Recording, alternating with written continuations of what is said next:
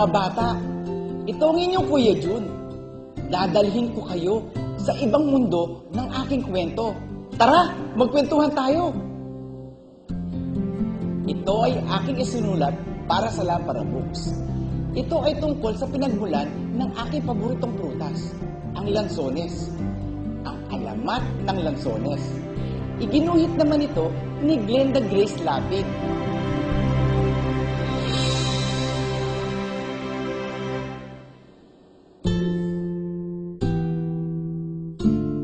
Minsan, sa isang panahong hindi matukoy, may isang mapayapang barangay sa Pilipinas. Ito ay ang Barangay Luna. Maganda ang palakad ni Leonardo na namumuno roon. Sinusunod ng mga tao ang mga batas at patakaran doon, kaya naman maunlad ang barangay na ito.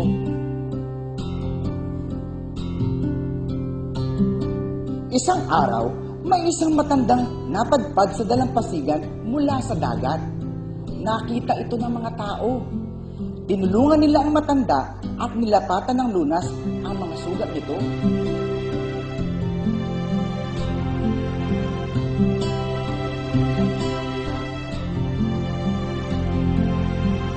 Nang magising ang matanda, kinausap ito ng mga tao. Ngunit, waring hindi sila naririnig ito. Isang ngiti lamang ang isinusukli nito sa bawat tanong nila. Doon nila napagtantong, bingi at pipi pala ito. Sa tanggapan ng punong barangay, pansamantalang pinatira ang matanda. Isang araw, napansin ni Leonardo na matamang nakatingin ang matanda sa burol. Lola, pinagbabawal po namin na magtungo ang sinuman sa burol na iyan. Ang mga punong kahoy riyan ay namumunga ng kulay itim na prutas na nakalalason. Huwag na huwag kayong magtatangkang magtungo riyan. Babalan niya. Nagpatuloy si Leonardo sa pagkausap sa matanda. Ayon sa kwento ng aming mga ninuno, ang mga punong iyan daw ay dating mga diwata.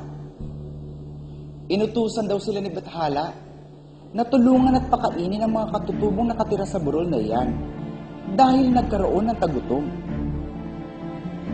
Pero sa halip na tulungan nila ang mga ito, naakit sila sa napakagandang burol na may malinis na batis, makukulay na bulaklak at mga tanawing kaakit-akit. Nakalimutan nila ang biling ni Bathala at hindi lamang yun, pinag-awayan nila ang burol. Gustong angkinin ng bawat isa ang burol.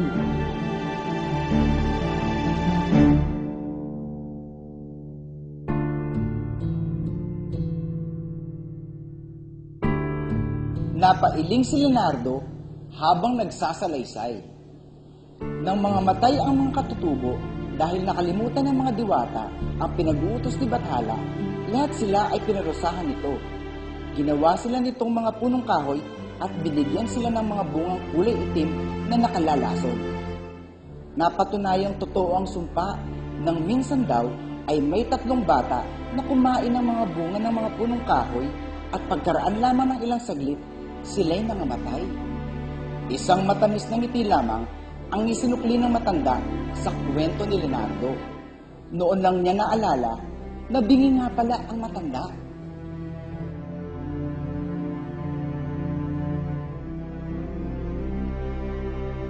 Marahang humakbang ang matanda patungo sa burol. Lola, pigil ni Leonardo rito. Ngunit sinenyasan lamang siya nito na huwag na itong pigilan. Itinuloy nito ang mabagal na paghakbang. Narating ng matanda ang burol. Mula sa mga talahid na nasa paligid ay gumawa ito roon ng munting tahanan. Mula noon, doon na ito nanirahan. Naging usap-usapan ang pananatili ng matanda sa burol. Tuwing umaga na nagtutungo ito sa kapatagan, ay binibigyan ito ng pagkain ng mga tao.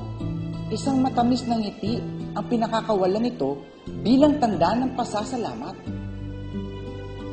Minsang naglalakad ito patungo sa dalampasigan ay nadapa ito. Tinulungan ito ng mga bata at muli ay isang matamis na ngiti ang isinukli nito.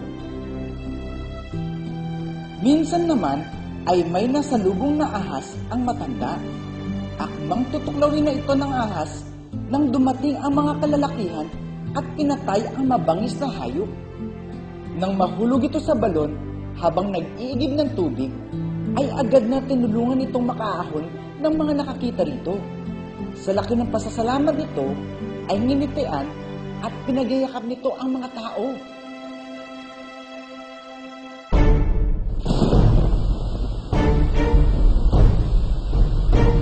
Isang araw, isang malakas na bagyo ang dumating sa buong lalawigang sumasakop sa Barangay Luna.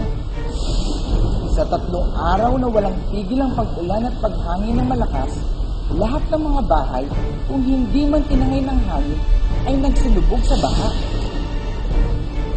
Dahil sa kalamidad na nangyari, hindi lamang mga tirahan ang nangawala sa mga tao, kundi pati na rin mga pagkain.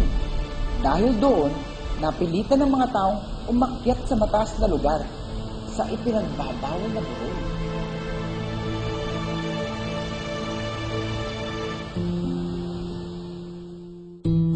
Matamis na nakangiti ang matanda nang salubungin nito ang mga tao. Pahiwatig na malugod na tinatanggap nito ang lahat sa kanyang munting tahanan. Umiiyak ang mga kababaihan dahil nawalan sila ng tirahan. Mamamatay tayo kung magpapatuloy ang kalamidad na ito, malungkot na sabi ng isa. Wala na rin tayong pagkain, hiyaw ng isa. Tumingala ang matanda at tumingin sa isa sa mga ipinagbabawal na puno. Hitik iyon sa bunga, hugis bilog ang mga prutas at nagkukumpulan sa mga sanga at katawan ng puno.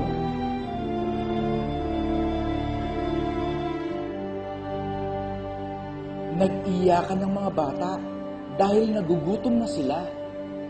Muli, tumingala ang matanda sa mga bunga ng isang puno. Marahang humakbang ito patungo roon. Huwag po! Pagpigil ni Leonardo. Kailangan siyang pigilan. Mamamatay ang matanda kapag kinain niya ang mga bungang iyan. Sigaw ng mga tao. Pero sumenyas ang matanda na huwag itong pigilan. Humarap si Leonardo sa mga tao. Nais niyang tumulong sa atin. Nais niyang suklian ang lahat ng mga itinulong natin sa kanya. Susubukan niyang kainin ang mga bunga para sa atin. Kung hindi siya mamamatay, ay maaari din natin kainin ang mga bungang iyan. Para ito sa ating kaligtasan. Malungkot na sabi niya. Marahang pinitas ng matanda ang isang kumpol ng mga bunga. Sinimulan itong balatan ng isa. Maputi ang laman ng bunga. Isinubo iyon ng matanda at kinain. Matamang nakatingin ang lahat dito. Pagkakain ito sa bunga, ay napangiti ito. Pahiwatig na matamis ang laman ng bunga. Inubos nito ang isang kumpol na bunga. Kumain pa itong muli. Nakangiting tumingin ito sa mga tao na waring sinasabing masarap ang kinakain nito. Hindi ito nalason. Hindi ito namatay. Sinimulang pitasin isa-isa ng mga tao ang mga bunga sa puno. Nang simulan nilang kainin ng mga iyon, napansin nilang unti-unting kumukupas ang itim na kulay niyon. Parang nagiging kulay ginto ang balat ng mga bunga. Nilingon ng mga tao ang kinatatayuan ng matanda, pero laking gulat nila na maglaho na lamang itong parang bula.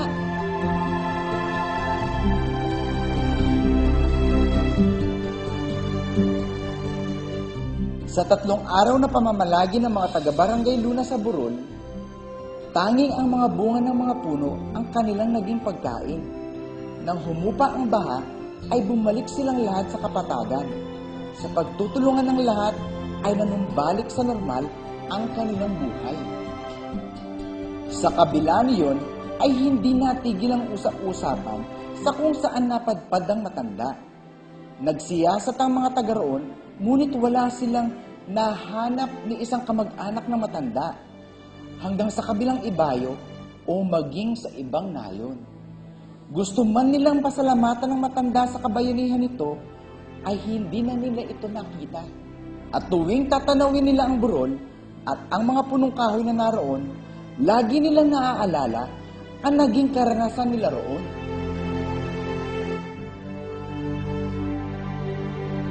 Sabi ng mga tao, nagkaroon ng wakas ang kwento ng matatanda.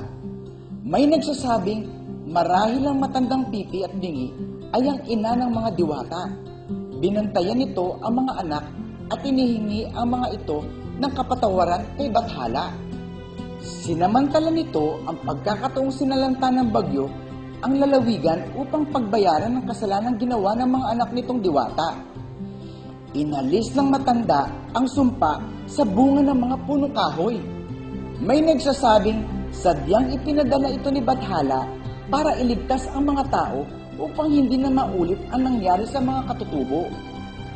Marami pang mga kwentong hinabi ang mga tao upang mabigyan ng kasagutan sa naging papel o pakay ng matanda sa kanilang barangay.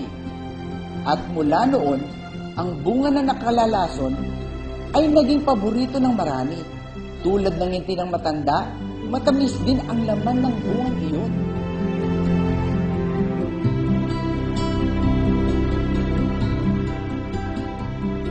Ikinalat ng mga tao sa Barangay Luna ang mga buto ng bungang dati ay nakalalason at itinanim ang mga iyon sa kapatagan. Naging pangunahing produkto ng lugar ang prutas.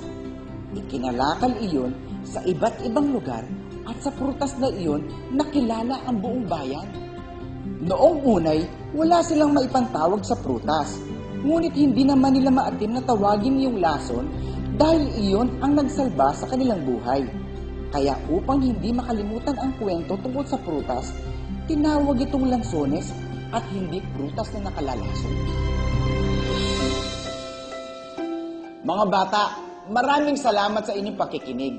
Tandaan, maging matulungin lalo na sa mga matatanda at huwag pag-awayan ng gusto ninyo sa buhay. Lahat ay nadadaan sa magandang usapan. Huwag ninyong gayahin ang mga diwata na nasa kwento. Hanggang sa muli, itong inyong Kuya Jun, laging magbasa upang tumalino.